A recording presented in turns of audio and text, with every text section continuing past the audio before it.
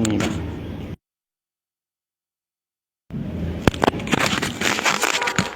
¿Aló, aló? ¿Estamos ya? ¿Aló, aló? ¿Sí? Ya, muy bien. Apocalipsis capítulo 14, versículos 6 y 7. Dice, vi volar por en medio del cielo a otro ángel que tenía el evangelio eterno para predicarlo a los moradores de la tierra, a toda nación, tribu, lengua y pueblo. Verso 7, diciendo a gran voz, temed a Dios y dadle gloria, porque la hora de su juicio ha llegado, y adorad a aquel que hizo el cielo y la tierra, el mar y las fuentes de las aguas. El evangelio entonces pedía de toda la humanidad que le teman a Dios, que le den gloria y que adoren al Creador. ¿Cómo hemos de temer a Dios? ¿Es Dios malo para que tengamos que temerle? ¿Es un Dios destructor para que le tengamos miedo? ¿A qué se refiere el temor?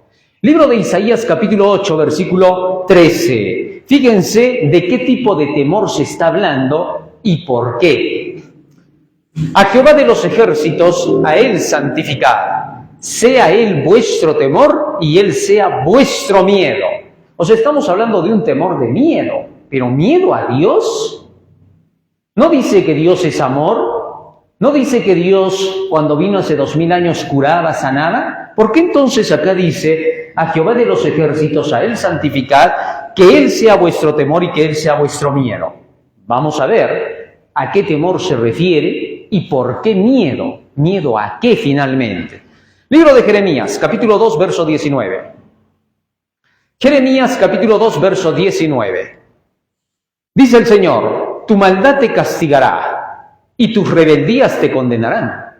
Sabe pues y ve cuán malo y amargo es el haber dejado tú a Jehová tu Dios y faltar mi temor en ti, dice el Señor Jehová de los ejércitos. Miren ahora lo que está diciendo, que cuando falta el temor de Dios en nosotros, el resultado será que cometeremos maldad y nuestra propia maldad nos castigará. Interesante.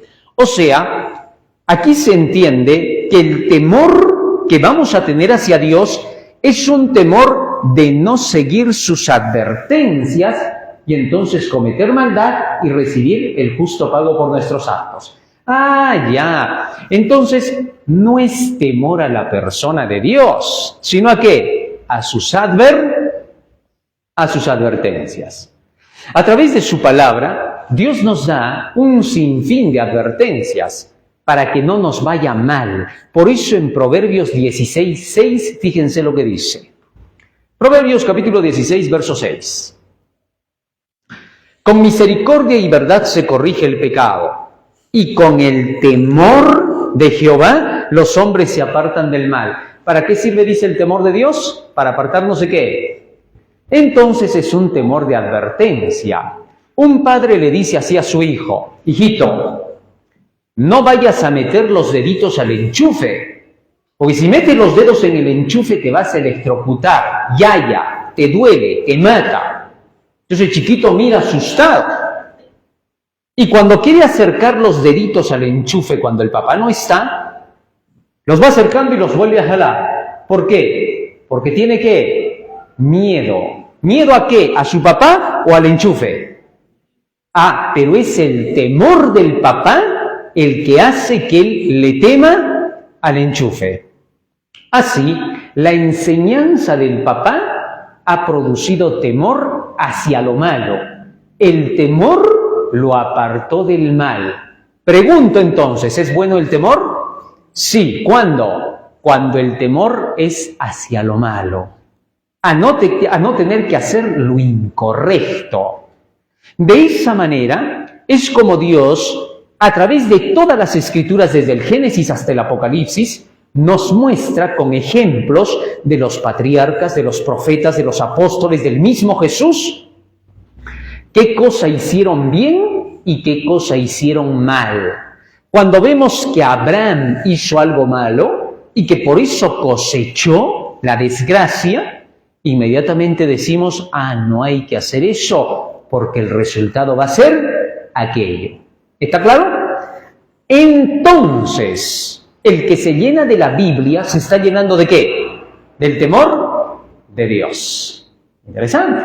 Proverbios capítulo 2, versículo 1 al 6. Fíjense lo que dice allí. Proverbios 2, 1 al 6.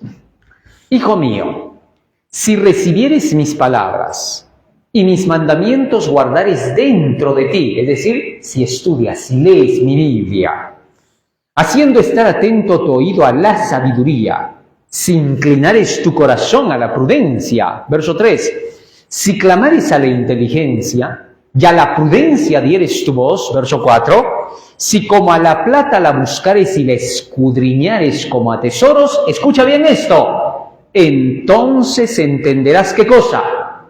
El temor de Jehová y hallarás el conocimiento de Dios. Es decir, te llenas de la palabra de Dios y entiendes el temor de Dios. Te llenaste ahora de Dios y por lo tanto eres temeroso de Dios. A ese tipo de personas se les llama temerosas de Dios, cuando se han llenado del conocimiento de la verdad, porque esa verdad los va a frenar de tener que hacer lo malo.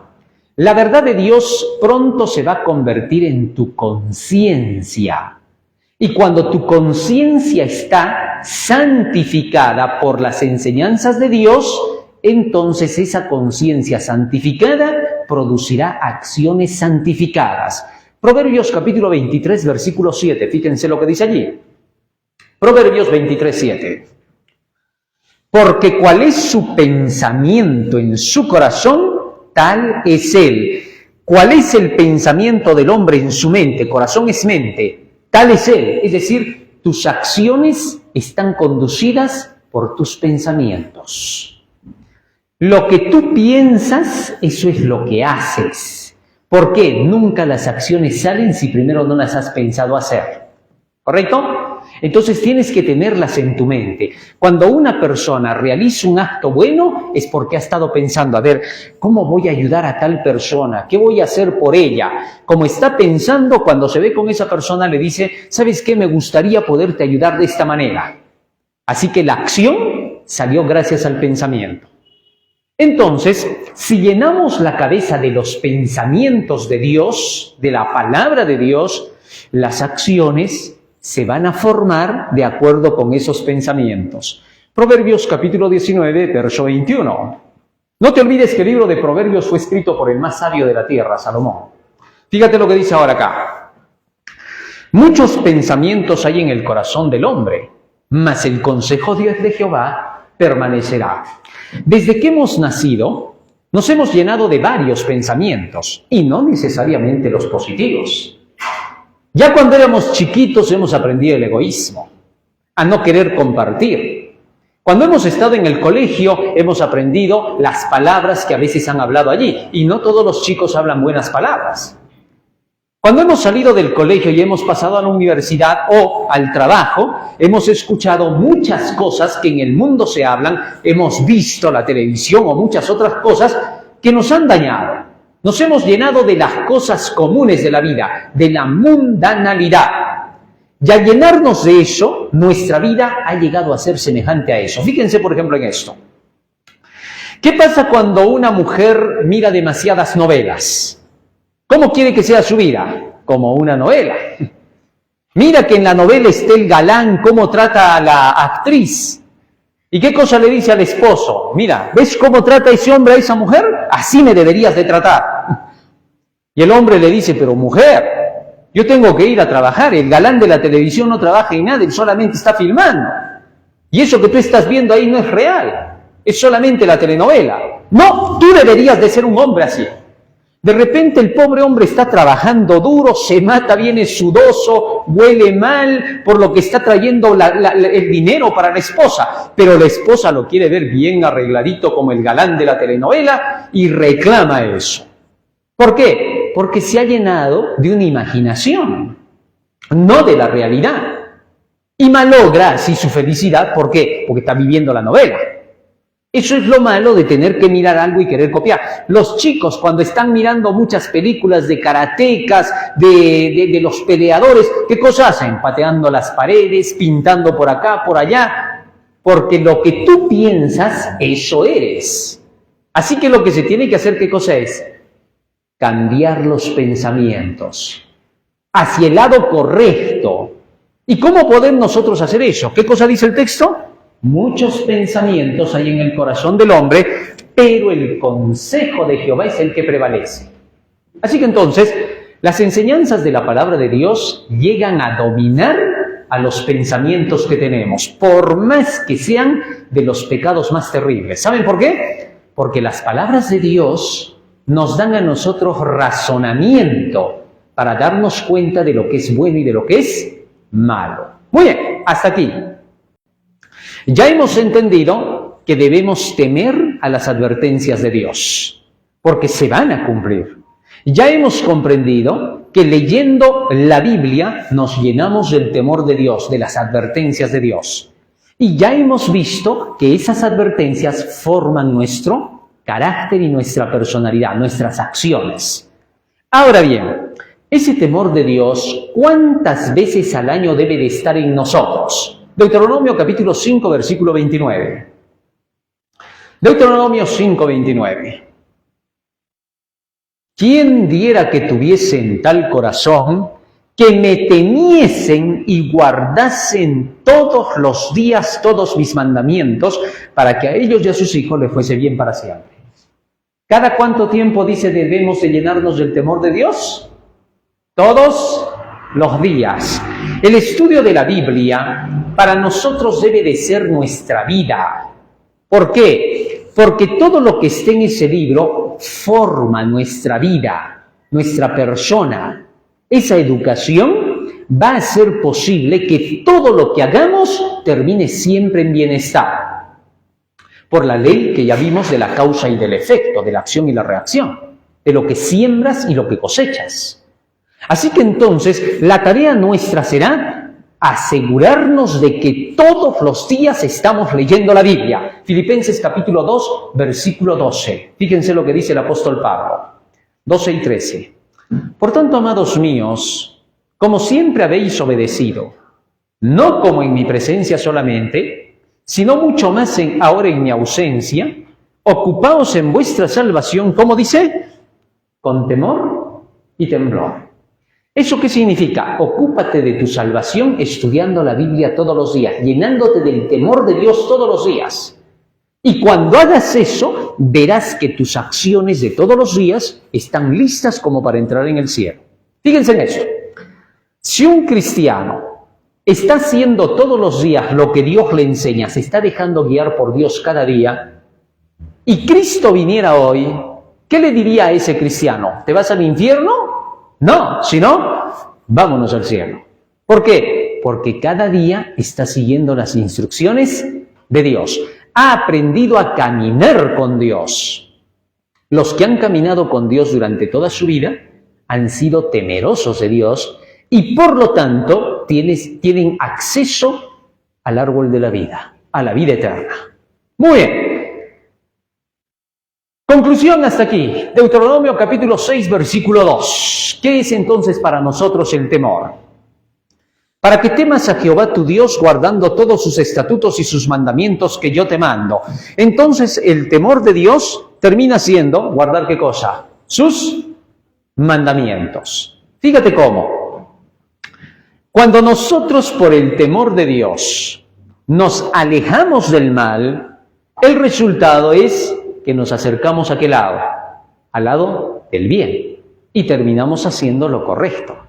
De ahí que entonces el temor de Dios trae como resultado la obediencia a los mandamientos de Dios. Ahora bien, ¿qué parte específica de la Biblia va a producir en nosotros ese temor? Salmo 119, versículo 120. Segundo bloque. Salmo 119, verso 120. Fíjense lo que dice ahora el salmista acá. Mi carne se ha estremecido por temor de ti, y de tus juicios tengo miedo. ¿Cuál es la parte que produce miedo, temor, para que nos apartemos del mal? ¿Ah? Los juicios de Dios. Es por eso que lo más normal que le puede ocurrir a una persona es que cuando escuche el mensaje de los juicios de Dios, de las profecías, sienta ¿qué cosa? Miedo, sienta temor. Entonces ahí Satanás quiere aprovecharse, porque te dice, no es por miedo que te tienes que acercar a Dios, porque Dios es amor. Astutamente quiere darle la vuelta a las cosas. Pero cuando Dios te presenta las profecías, te está mostrando el futuro y te está explicando cuál va a ser el fin de los que hacen lo correcto y de los que hacen lo incorrecto. Y te invita a que hagas lo correcto para que tu fin no sea desgracia. ¿Qué se llama eso? Es educación. ¿Qué nombre tiene? Amor. ¿Te diste cuenta? Fíjate en esto. Un padre llama a su hijo. Ven, hijo, siéntate. Vamos a conversar de padre a hijo. Tú ya necesitas mi guía. Antes eras más chiquito, estabas con tu mamá recibiendo tu lechecita, recibiendo el cuidado de ella. Ahora vamos a hablar de hombre a hombre. Así que, hijo, te voy a explicar lo que es la vida. Cuando tú tengas que salir al mundo, te vas a encontrar con este tipo de personas. Y tú tienes que aprender que en la vida las cosas no son fáciles, que tienes que lucharla, que llegues a sudar con tu frente para ganarte el pan, que las cosas no son esperar que todos se postren a tus pies, que todos te aplaudan. La mayor cantidad de veces te van a maltratar. La hipocresía del mundo es terrible, pero tienes que enfrentar, tienes que ser un hombre y tienes que pensar que cuanto más dificultades hay en la vida, más poderoso eres. Nunca te acobardes, nunca digas, ¿por qué nací sin dinero? ¿Por qué fui pobre? ¿Por qué no tuve mayores cosas? Nunca digas eso, hijo. Los cobardes son los únicos que dicen eso. En cambio, el hombre siempre dice, no tengo, muy bien, a trabajar, y lo voy a hacer, lo voy a lograr, y lo voy a demostrar a los demás. ¿Me has entendido, hijo, o no? Sí, papá. Si tú no haces eso, vas a ser un don nadie. Si tú no cumples lo que te estoy diciendo, todos se van a burlar de ti. ¿Eso quieres? No, papá, yo quiero ser alguien que valga. Muy bien, sigue entonces mis consejos. Pregunto, ese tipo de enseñanza del padre que parece tan fuerte, tan agresivo y que lo amenaza hacia el futuro si no cumple los deberes, ¿es amor o no es amor? Muchos confunden al amor con un mero sentimiento emocional, cuando el amor más bien es un cuidado, protección, asegurar el futuro. Apocalipsis capítulo 3, versículo 19, fíjense lo que Jesús dice. Apocalipsis 3, 19. Yo reprendo y castigo a todos los que amo. Sé pues celoso, ¿y qué? Y arrepiéntete. Si tú eres de los hijos que no les gusta la reprensión, al contrario, te pones rebelde pico a pico con tu papá, y tú quieres enseñarle a él, cuando tú ni siquiera estás apto para la vida porque recién estás entrando, entonces tú demuestras necedad e ignorancia. ¿Por qué? Porque ahora desobedeces a tu padre y pronto cosechas lo que haces, porque te equivocas. Porque tú no sabes cómo en realidad es la vida. La vida no es como tú piensas. En una ocasión, a un niño de 5 años le preguntaron así: hijito, ¿qué opinas de tu papá? Ah, mi papá es el más grande de todo el mundo. Ah, muy bien. Cuando llegó a los 15, hijito, ¿qué piensas de tu papá? Ah, mi papá pues no está con la onda, él es un antiguo, es del siglo pasado. Cuando llegó a los 25, ¿qué opinas de tu papá? Ah, mi papá, ese no sabe nada. Ese está retrasado. Cuando llegó a los 35, ¿qué opinas de tu papá? Bueno, mi papá sabía algunas cosas, no puedo negarlo. Pero en la mayoría estaba equivocado el hombre. Cuando llegó a los 45, ¿qué opinas de tu papá? Mi papá tenía el 50% de cosas buenas. El otro 50%, bueno, siempre falla como ser humano. Cuando le preguntaron a los 55, ¿qué opinas de tu papá? Mi papá, el hombre más grande de la tierra. ¿Por qué a los 5 años y a los 55 pensaba igual? ¿Qué fue lo que pasó? A los 5 años creía que su papá era el más poderoso porque como era chiquito se veía protegido por él. Pero a los 55 la experiencia de la vida le enseñó que su padre tenía toda la razón cuando decía sí y cuando decía no. Porque aprendió a pasar lo mismo. Cuando tú eres hijo, desobedeces a tu padre, tú piensas que estás en lo correcto. Pero cuando tú ya eres padre y tienes un hijo y hace lo mismo que tú hacías, te das cuenta que es un malcriado. ¿Por qué? Porque ahora te acuerdas y tú dices, yo sé por qué me ponía a pico con mi papá. Yo sé lo que yo quería. Yo sabía que mi papá tenía la razón, pero yo quería salir con mi gusto. Y es por eso que el padre es padre, porque él pasó por esa etapa y ya sabe lo que los hijos piensan. Imagínate, el papá te mira y te dice, ya sé lo que estás pensando. Pero es que papá, yo quiero ir solo a la discoteca. ¿Qué acaso me voy a portar mal en la discoteca? ¿Por qué no confías en mí? Tienes que aprender a confiar también. Pero tú sabes muy bien que eso que le estás diciendo es mentira. Que tú lo estás engañando a tu papá. Que solo lo quieres convencer porque tú quieres hacer lo que te da tu gana. Es lo normal. Es la edad. Pero como tu papá ya pasó por esa edad, te dice, no vas. ¿Pero por qué, papá? ¿Qué tú no has sido de mi edad? ¿Tú qué hacías cuando eras de mi edad? Y tu papá te dice, por lo mismo que yo sé lo que hacía, por eso no te doy permiso. Y te deja callado, ¿por qué? Porque ya sabe lo que vas a hacer. ¿Eso qué se llama? Educación, amor. Solamente que como te han hecho creer que amor es tolerarte todo, que amor es que te permitan todo lo que tú quieres, te has equivocado en la vida. Pero lo peor viene cuando piensas que Dios es un Papá Noel y que el amor con Dios es eso, que Él te dé todo lo que tú pidas aunque esté mal, solo por tu capricho. Y es ahí donde se malogra en las iglesias. Por eso cuando hay predicadores, pastores, que solamente están buscando el beneficio, ya no te predican la ley de Dios, ya no te enseñan la educación, la disciplina, sino que te dicen, Dios te ama. Tú eres la cosa más linda para Él. Vive como quieras, Dios te sigue amando. Y es ahí donde salen las falsas doctrinas. Por un grupo de personas que fueron engreídas desde pequeñitas, que se quedaron engreídas, que nunca maduraron y ahora quieren ser los que enseñan a los demás. Tú no puedes enseñar a otros si primero no aprendes la disciplina de Dios. Ahora, la disciplina que Dios propone es beneficiosa, aunque en el momento no lo parezca.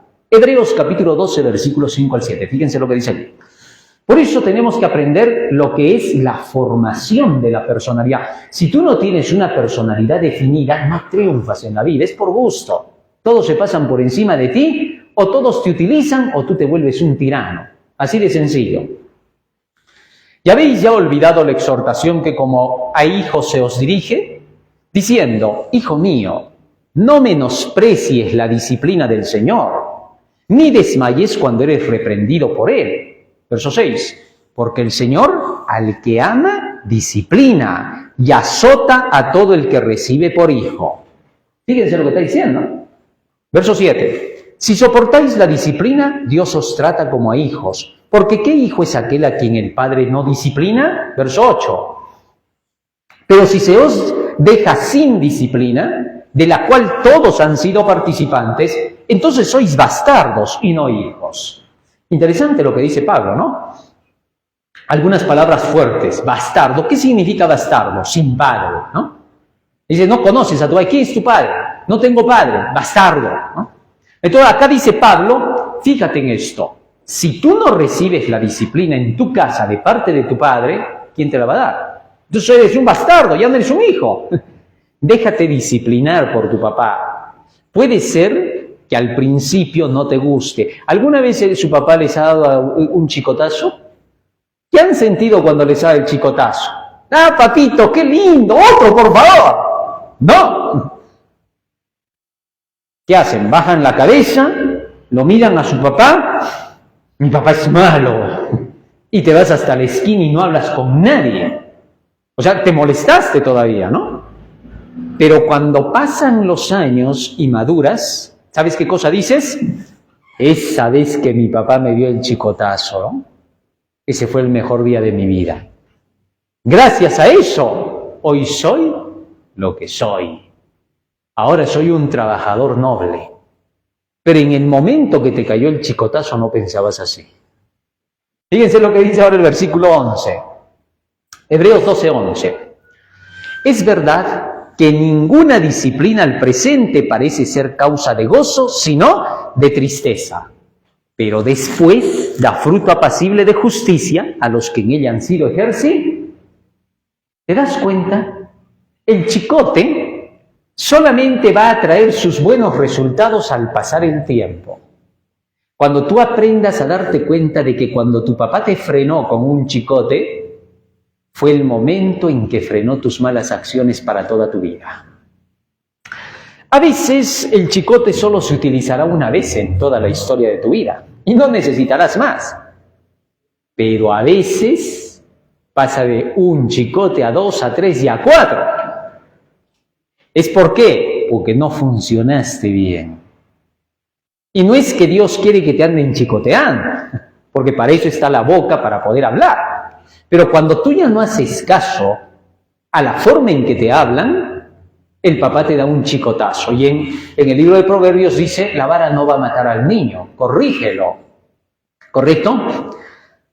¿Por qué será el chicotazo? ¿Alguna vez no te has puesto a pensar? ¿Por qué tiene que caerme algo que me haga doler para que yo tenga que aprender que eso es educación? Te voy a explicar por qué. Fíjate, cuando tú crías a tu hijo y él es engreído, o tú eres el engreído, ¿qué es lo que ocurre? El engreído siempre quiere que las cosas se hagan como él quiere. Y si no se hacen como él quiere, maldice, reniega. Pero si el papá en ese momento no le da un chicotazo para frenarlo, este hijo va a seguir en su mal camino y va a pensar que está bien lo que hace. Muy bien. Cuando llega a crecer y ya tiene que irse de la casa a trabajar, porque un día va a tener que vérselas por sí mismo, va a ir al trabajo y va a pensar que el jefe del trabajo, el dueño de la empresa, es igual que su papá. Y que cuando le haga cualquier cosa que esté contra las reglas de la empresa, como él siempre ha sido engreído, lo van a aceptar. Y va a ir con el dueño de la empresa y le va a decir, es que yo soy así, pues señor. Pero disculpe usted, señor, si usted quiere trabajar, pues tiene que estar a la hora, tiene que cumplir con los deberes. ¿Qué pasa acá? Sí, señor, pero ¿sabe qué? Yo soy así. Y a mí nadie me va a cambiar. Ah, tú eres así. Ah, muy bien. Ya, ¿sabes qué? Despedido.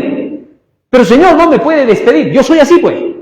Así como tú eres, yo también soy igual. Ya, lárgate de acá. Y lo va a botar del trabajo. Y recién va a entender que la vida te agarra a golpes. Que no era como tú creías. Lo que no aprendiste en tu casa, la vida te lo enseña con golpes.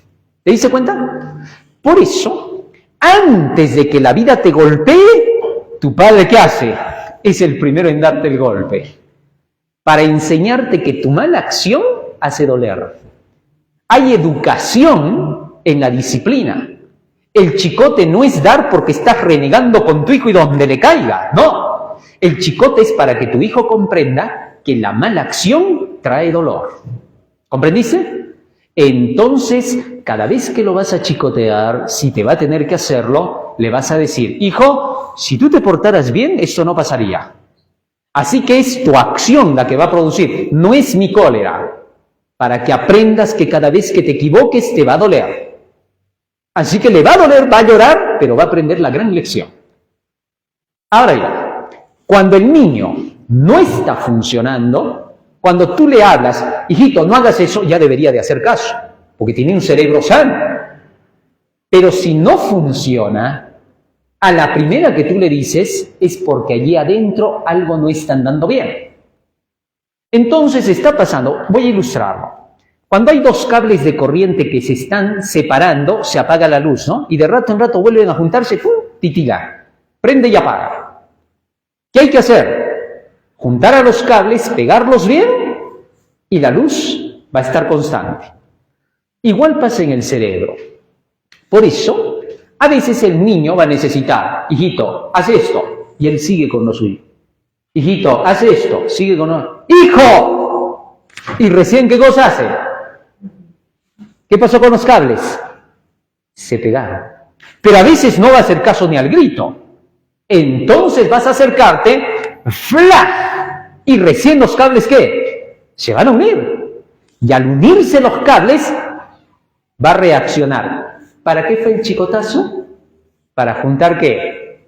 Los cables. Para volverlo a hacer funcionar. No es malo cuando el padre sabe que así se educa. ¿Comprendiste ahora? Por eso dice, no es mala la disciplina. Dios al que ama, lo disciplina, lo castiga. Hay dos tipos de castigo en la Biblia. El castigo de disciplina y el castigo de destrucción. El de disciplina es para poder hacer que la persona se corrija. El de destrucción es el que da Dios cuando ya no hay nada que hacer por la persona. Los antediluvianos fueron destruidos. Sodoma y Gomorra, lo mismo.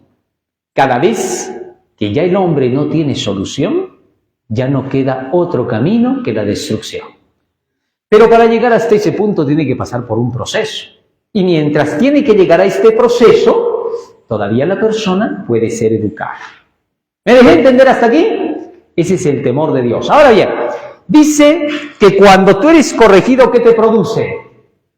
Tristeza. ¿Qué es esa tristeza? Segunda de Corintios capítulo 7, verso 9 y 10. Fíjense lo que dice allí. Segunda de Corintios capítulo 7, verso 9 y 10.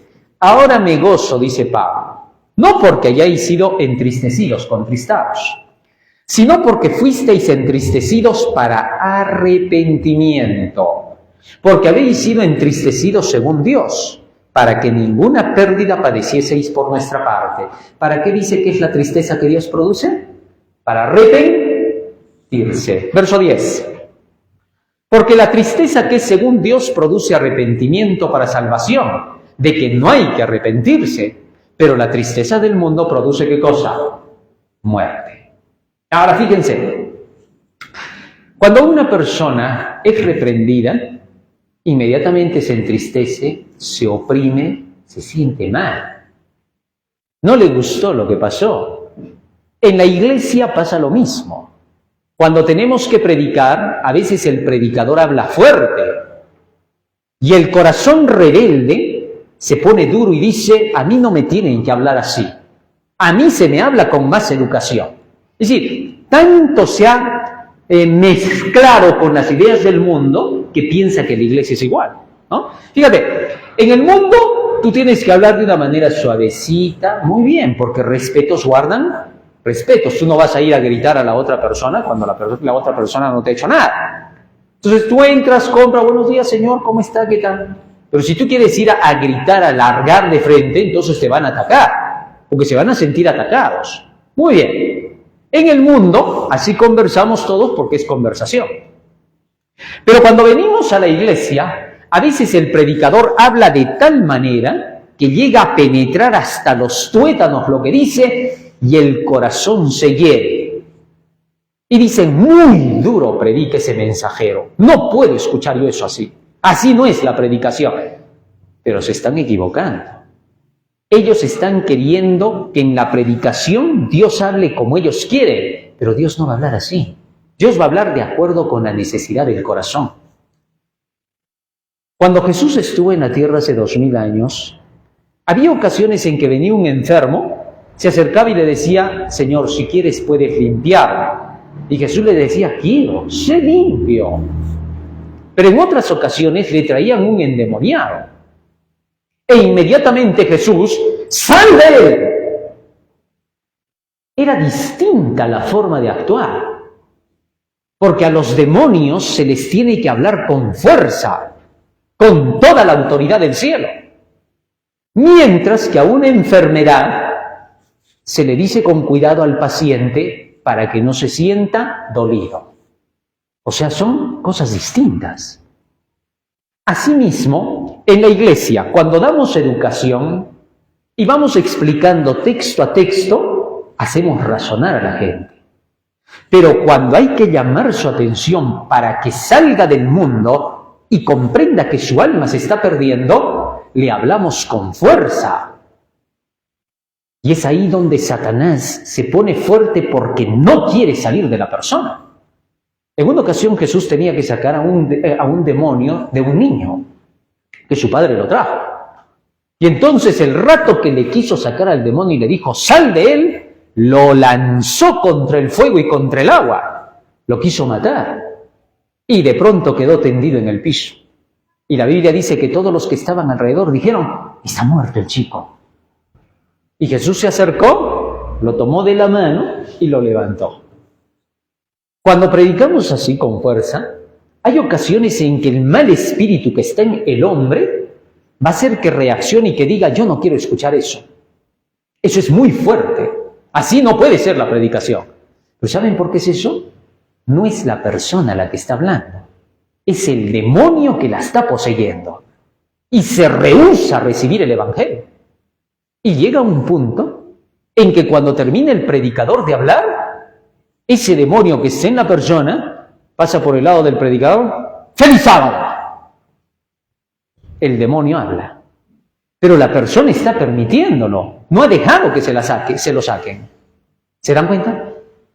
Esto es la parte en que Dios utiliza la fuerza para producir arrepentimiento. Ningún ser humano puede arrepentirse solo. Eso es un imposible. El ser humano solo se arrepiente cuando se produce en él la disciplina que trae tristeza a su corazón. Entonces el corazón se oprime. Se da cuenta de que está haciendo mal, reconoce su mala acción. Y es el momento cuando empieza a producirse el buen fruto. Es cuando se rompe la tierra que sale la planta. ¿Correcto? Muy bien. Así es el temor a Dios. Ahora bien, ¿hubieron hombres que temieron a Dios a través de la historia? Vamos a ver. Job capítulo 1, versículo 1. Miren lo que se dice de él.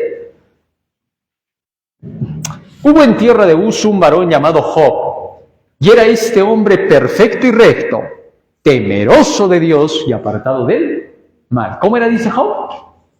Temeroso de Dios y apartado del mal. Y la historia de Job, cuando ustedes la leen, nos muestra a un hombre poderosísimo, que llegó a enfrentarse las peores cosas que le pudieran ocurrir a los hombres en la vida. Lo que le pasó a Marx, lo que le pasó a Nietzsche y a muchos otros más, Job lo soportó como que nada pasara. ¿Por qué? Porque era temeroso de Dios, estaba lleno del conocimiento de Dios. Ya tenemos un personaje allí. Segundo personaje que le temió a Dios. Vamos a ver, Isaías capítulo 6, versículo 1 al 5. Fíjense lo que dice ahí.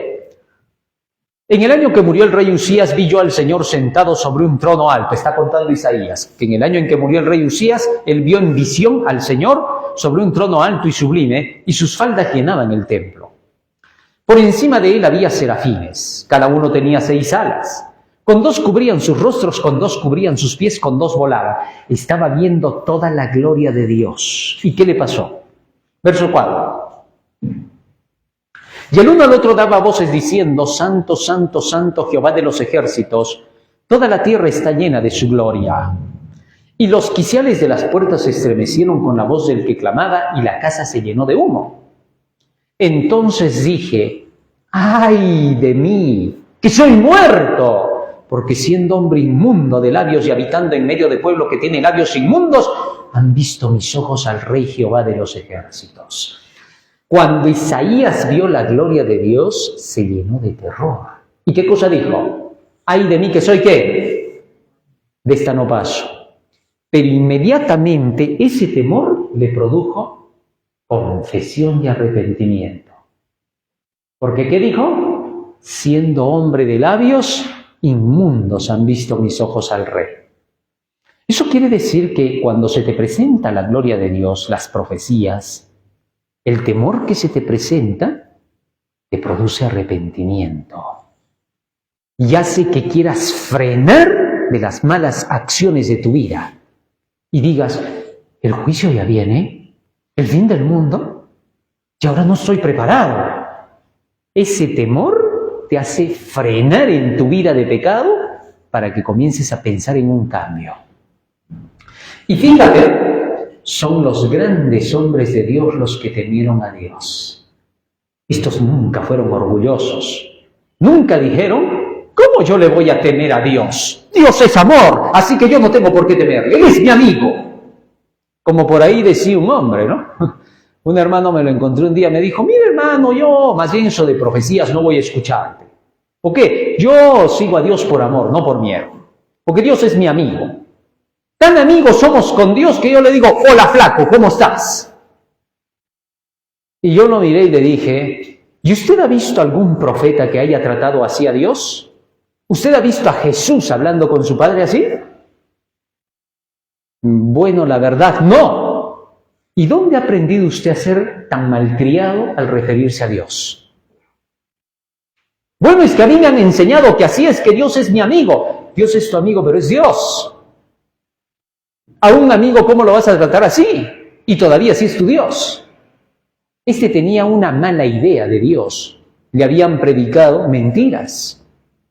Él se imaginaba un Dios de acuerdo con su idealismo, pero no de acuerdo con la verdad.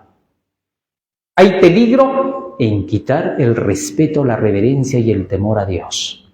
Debemos tener mucho cuidado. Muy bien.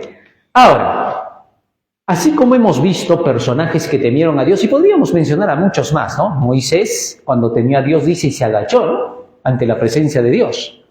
Daniel, cuando tuvo temor y cayó como muerto a los pies del Señor. Juan, en el Apocalipsis dice, en Apocalipsis 1:17, caí como muerto a los pies del Señor, cuando le estaba mostrando su gloria, sus profecías. Pero, ¿qué de los que no temieron a Dios? ¿En qué quedaron? Veamos un ejemplo de alguien que no le temió a Dios. Apocalipsis capítulo 12, versículos 7 al 9. Fíjense lo que dice allí. Después hubo una gran batalla en el cielo. Miguel, que es Jesús, y sus ángeles luchaban contra el dragón, que es Satanás, y luchaban el dragón y sus ángeles. El dragón no le temía a Dios, se lo enfrentó. ¿Y cuál fue el resultado? Versículo 9. Y fue lanzado fuera el gran dragón, la gran serpiente antigua que se llama Diablo y Satanás, el cual engaña al mundo entero, fue arrojado a la tierra y sus ángeles fueron arrojados con él. ¿Qué les pasó por no temer a Dios? Fueron expulsados de la inmortalidad y la eternidad. No pudieron soportar ante la presencia de Dios. Dios no los iba a tolerar a su lado, porque Satanás era malcriado, rebelde, engreído, egoísta, quería todo para él. Sal del trono, yo me voy a sentar ahí, tú no sabes gobernar. Te voy a enseñar lo que es administrar un cielo. Este se creía supremo. No sabía ni siquiera de lo que estaba hablando. Hablaba solo porque le salían las palabras. Su sentimiento, su pasión, su emoción le hacía decir cosas absurdas. Pensaba que podía hacer las cosas mejor que Dios. ¿Y cuál fue el resultado? Vamos a ver si las haces mejor. ¡Fuera de acá! Acá tú no vas a poder estar. Es que Satanás solo quería hacer su capricho. Y entonces Dios dijo, ¿quieres mostrar qué tipo de gobierno vas a tener? Te vamos a dar la oportunidad. Ahí está la tierra. Llevó al hombre al pecado. Dios permitió la caída del hombre. No porque lo quería, sino porque el hombre se dio. Y fue la oportunidad para que Lucifer demostrara qué tipo de gobierno pensaba hacer. Han pasado 6.000 años desde la creación. ¿Y qué cosa podemos ver en la historia? Guerras, asesinatos, destrucción, matanza, crímenes, todo tipo de suerte de males. Ese es el tipo de gobierno de Satanás, el que estamos viendo en el mundo. Todos los días hay sicariato, terrorismo, crimen, robo, asesinato, violación, destrucción, matanza. Ese es el tipo de gobierno que Lucifer ama. No puede hacerlo mejor, porque no puede seguir las reglas de Dios, tiene que hacer sus propias reglas. Se supone que lo de Dios está mal, entonces él tiene que hacer lo de él. Y el resultado que estamos viendo es negativo. Siempre el rebelde piensa que puede hacerlo mejor que el que ha sido anterior a él, que el que conoce más. Es la experiencia la que guía, no es el capricho, ni el gusto, ni el deseo, ni lo que te gustaría. Eso nunca funciona. ¿Cuántos hay que dicen, yo voy a hacer así, yo voy a hacer así, yo lo voy a lograr? Y llegado el momento, no hacen nada. ¿Por qué? Porque todo el escenario que tienen no se presta para lograr lo que quieren. Eso es lo que ocurre. En todos los tiempos ha sido igual. Así que entonces, por no temer a Dios, ¿cuál fue el resultado con Satanás? Echado y expulsado del cielo. Ahora bien, siendo que los que temen a Dios son los que aceptan sus advertencias, miren lo que Jesús dice. Hebreos capítulo 2, versículo 15. ¿A quiénes vino a salvar? Cristo no va a salvar a aquel que es rebelde, aquel que es engreído, no puede hacer nada por él. El hombre tiene que someterse y tiene que ahogar su engreimiento. Miren lo que dice acá. Y librar a todos los que por el temor de la muerte estaban durante toda la vida sujetos a servidumbre. ¿A quién dice que vino a librar Cristo? A los que por el temor de la muerte estaban sujetos a servidumbre. Es decir, si tú no entras en un estado de temor a las advertencias de Dios, Cristo no puede hacer nada por ti. Eso es lo que está diciendo el texto. Solo libra a los que por el temor a la muerte están sujetos a servidumbre. Entonces, el primer paso que se va a dar para rescatar al hombre va a ser producirle temor. Ahora, simplifico el asunto y te explico a qué se refiere la Biblia cuando dice temor. Producir el temor en una persona significa concientizarla. Si tú le quieres quitar el licor a una persona, no lo vas a hacer dándole un chicotazo, agarrándolo a golpes, sino primero concientizándolo. ¿Cómo lo concientizas? Cuando le muestras que su acción le va a traer su desgracia. Mira, el licor te produce esto, te produce aquello, te trae esto como consecuencia, te quita el dinero, te hace pelear con la esposa, te hace pelear con los hijos, te vuelve un don nadie, te hace la burla de los demás, todos hablan mal de ti. Comienza a comprender la realidad hasta que lleguen a un punto en que dice, claro, ¿qué me dé licor? Estoy malgastando mi plata. Saca sus cuentas y se da cuenta que son miles, que podrías vivir mejor si no tomara. Y entonces esa persona entra en conciencia, debido a que alguien la ha hecho reflexionar. Cuando se concientiza la persona, ahora recién se le puede decir el deber. ¿Comprendiste? Un padre le dice así a su hijo, hijo, ven para acá.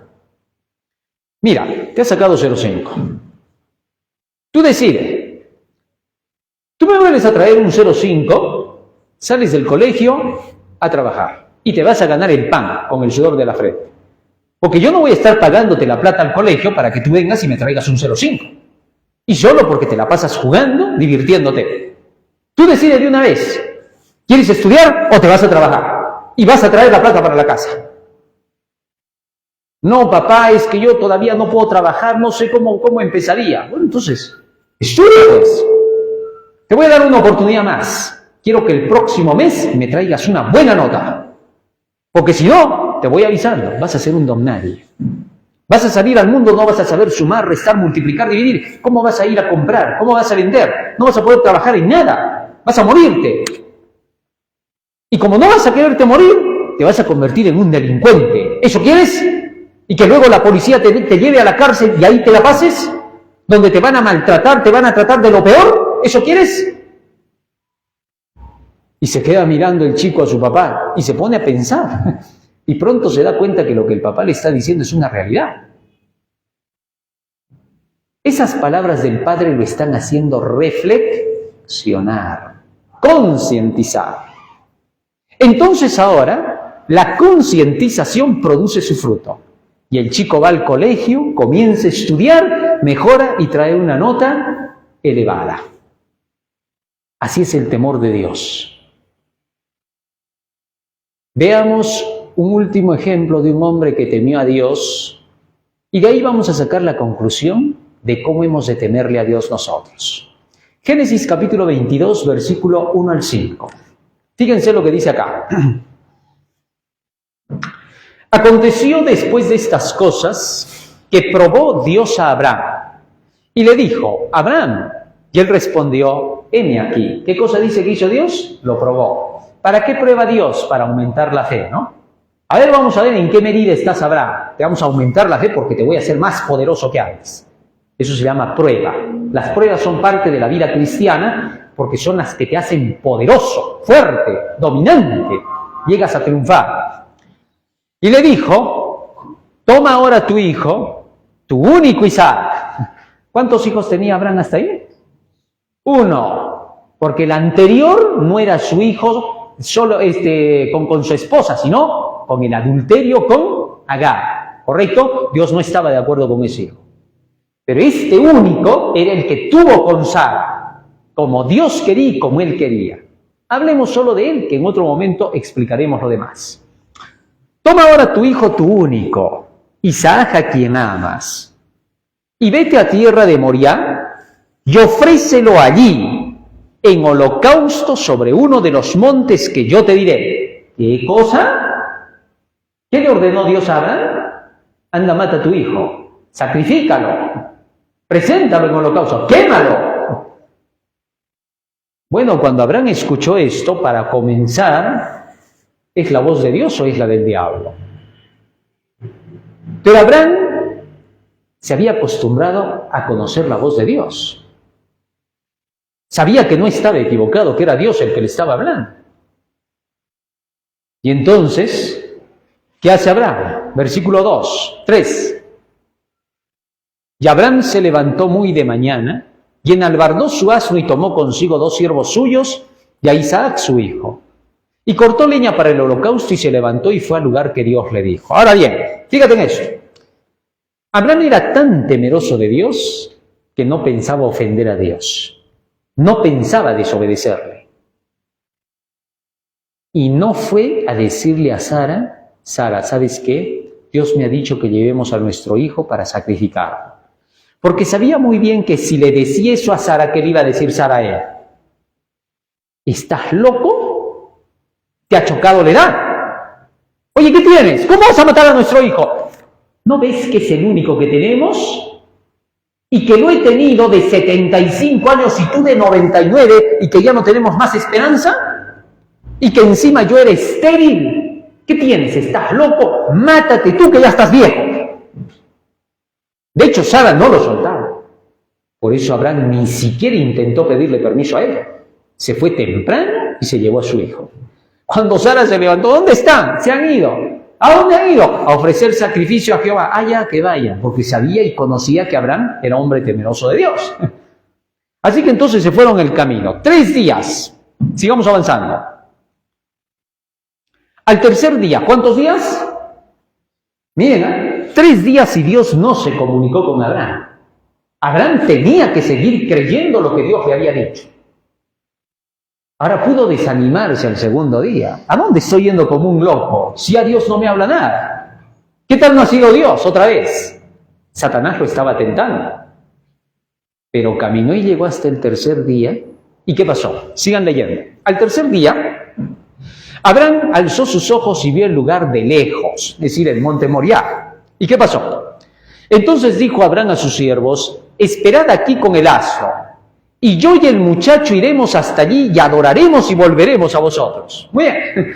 Ahora, dice que a sus siervos les dijo, vengan para acá, quédense acá y espérenme, que yo y el muchacho vamos a ir hasta el monte, vamos a adorar a Jehová y luego vamos a regresar.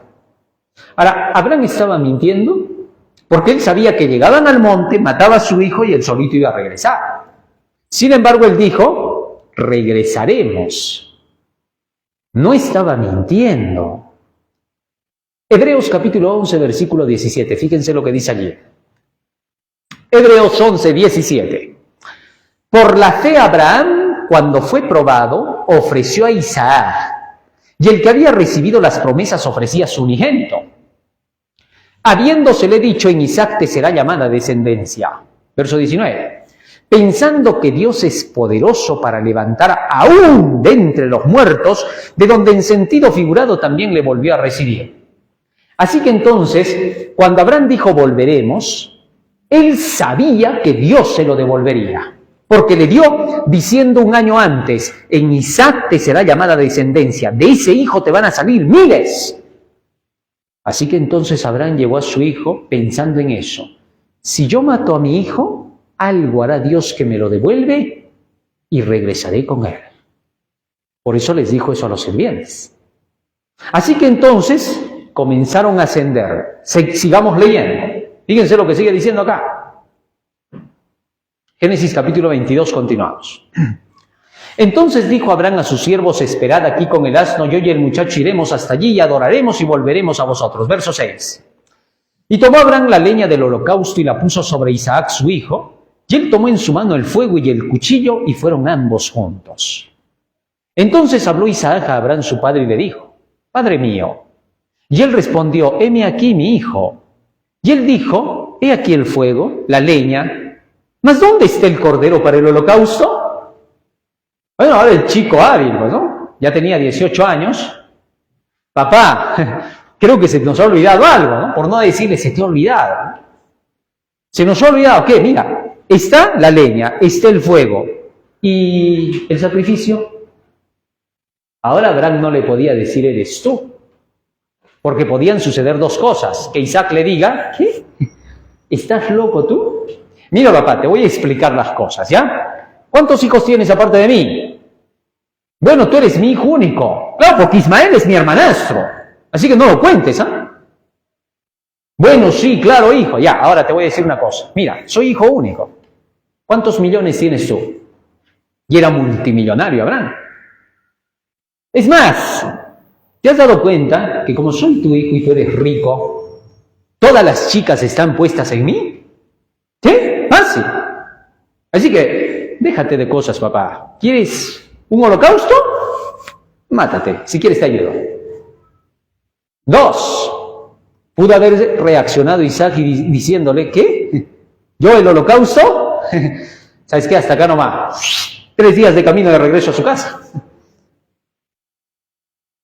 Así que entonces las reacciones podían darse en Isaac.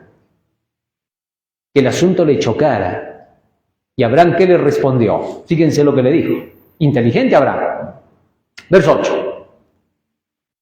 Y respondió Abraham: Dios se proveerá de cordero para el holocausto, hijo mío. E iban juntos.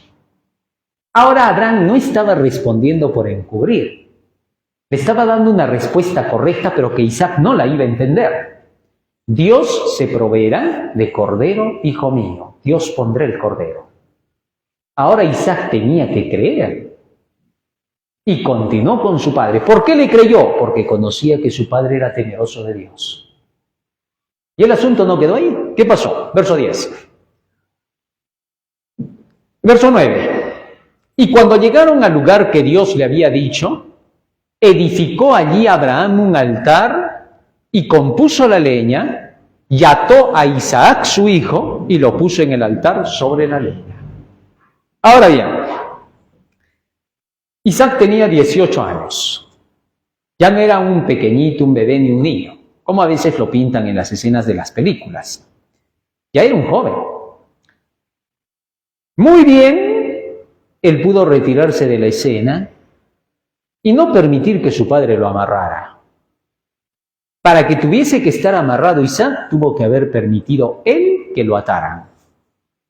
Así que eso era obediencia a su padre. Miren qué tipo de obediencia. Una obediencia en la que el padre le decía: hijo, te tengo que matar. Te voy a entregar en holocausto. Y el hijo obedeció. ¿Obedecerías a tu papá si te dijera: hijo, te voy a matar? ¿Qué le dirías? ¿Tú me vas a matar a mí? Ya, ven para acá. Te remangas y empiezas. Pero Isaac no era así. Isaac se contuvo, aprendió que había que ser obediente a Dios y entonces, ¿qué cosa hizo? Se sometió a la voluntad de Dios. Interesante. No discutió. Y lo puso sobre el altar. Se subió solito al altar, se acomodó, todo listo para morir. Seguimos leyendo, verso 11. ¿Y qué pasó? Y extendió Abraham su mano y tomó el cuchillo para degollar a su hijo. Es decir, estaba decidido. Levantó la mano porque ya iba en camino para matar a su hijo. Y en ese momento, ¿qué ocurrió? Verso 12. Entonces el ángel de Jehová le dio voces desde el cielo y le dijo: ¡Abraham! ¡Abraham! Y él respondió: heme aquí. Verso 12. Y dijo: no extiendas tu mano sobre el muchacho, ni le hagas nada, porque ya conozco que ¿qué? Que temes a Dios. Ahí está. Temía ofender a Dios, temía desobedecer a Dios, temía la advertencia de Dios. ¿Y por qué era temeroso de Dios? Su oración fue escuchada. Ya conozco que temes a Dios, por cuanto no me rehusaste tu hijo, tu único. Así que el temor a Dios se manifiesta no solo en que digas que crees en Dios, sino que le obedezcas hasta en lo más complicado. ¿Comprendimos ahora lo que es el temor a Dios? A eso se refiere: temed a Dios y dadle gloria, porque la hora de su juicio ha llegado. Vamos a pedirle a Jesús que Él nos enseñe a temerle, a que nos llene de su temor con el conocimiento de su palabra, para que cada día podamos nosotros vivir guiados por ese temor. Cuando ese temor conduzca nuestra vida, llegaremos a ser tan poderosos como lo fue Abraham. Sabremos lo que es hacer lo correcto. Vamos a ponernos de rodillas y vamos a orar.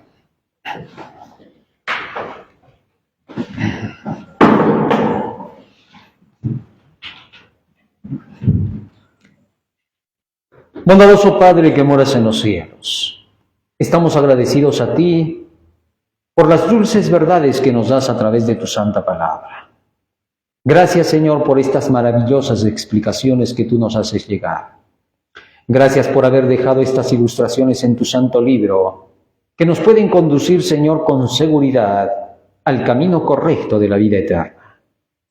Te suplicamos que cada día nos llenes más de tu temor, para que aprendamos, Señor, que a ti sí se te teme. Porque todo lo que tú adviertes, amenazas y prometes, todo se cumplirá.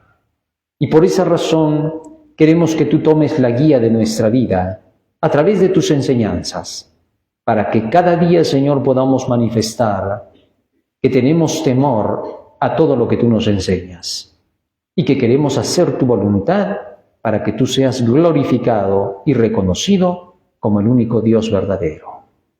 Quédate ahora con nosotros y acompáñanos y bendice a tu pueblo en toda la faz de la tierra, porque te lo rogamos en el nombre de Jesús. Amén. Amén, Señor. Amén.